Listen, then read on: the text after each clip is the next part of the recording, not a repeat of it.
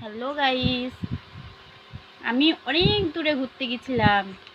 ঘুরে ঘুরে ঘুরে ঘুরে আসলাম, এসে এই সবে বসেছি। পুজো হয়েছে আমাদের এখানে, তাই মাকে দর্শন করতে গেছিলাম। প্রসাদ নিতে গিয়ে কি ভিড়, আপনাদেরকে দেখাবো, দেখুন।